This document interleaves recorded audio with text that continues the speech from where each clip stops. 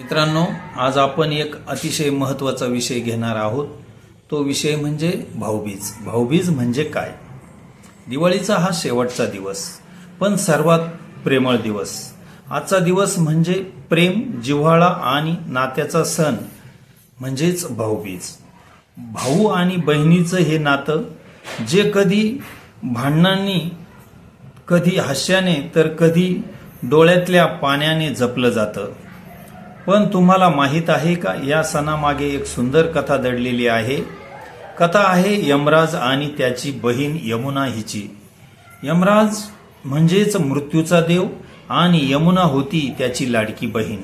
यमराज बराच काळ बहिणीकडे गेला नव्हता।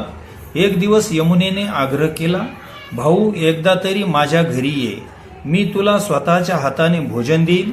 यमराज आला।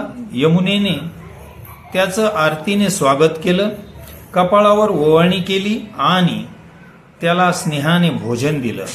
त्यावेळी यमराज खूप आनंदी झाला आणि म्हणाला, बहीण, तू मला इतक्या प्रेमाने सन्मान दिलास, आजपासून दरवर्षी जो भाऊ आपल्या बहिणीकडे येईल तो दीर्घायुषी होईल, त्याचं रक्षण मी स्वतः करीन। आणि तेव्हापासून हा सण भाऊबीज म्हणून साजरा होऊ लागला। आजच्या काळातही ही परंपरा तितकीच अर्थपूर्ण आहे। भाऊबीज म्हणजे फक्त ताट, आरती, भेटवस्तू नाही, तो आहे एक भावनेचा सण।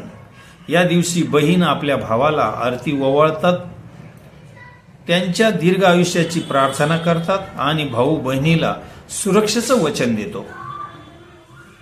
पण खरं पाहिलं तर हा दिवस फक्त रक्षणाचा नाही, तो आहे आदराचा, विश्वासाचा आणि प्रेमाचं प्रतीक। भाऊ आणि बहीण हे एकमेकाचे पहिले मित्र असतात। भांडणं असली तरी मनातलं प्रेम कायम राहतं। मित्रांनो, आजच्या या भाऊबीजीच्या दिवशी फक्त भेटवस्तू नको, तर एकमेकांसाठी थोडा वेळ, थोडं प्रेम आणि थोडं आभार माना। कारण भाऊबीजेचं नातं हे रक्ताचं नातं नाही, तर भावनेचं असतं। तीच खरी दिवाळी आहे, जिथे मनात प्रेमाचा दिवा लावला जातो। तर चला, आज आपण सर्वांनी ठरवूया, आपल्या बहिणीच्या चेहऱ्यावरचं हास्य कधी मावळू देणार नाही। जय देवी यमुना, जय भाऊबीज। जर तुम्हाला ही कथा आणि भावना मनाला भिडली असेल तर व्हिडिओला लाईक करा आणि अशा आणखी प्रेरणादायी गोष्टींसाठी चॅनलला सबस्क्राईब करा। सर्वांना भाऊबीजीच्या हार्दिक शुभेच्छा।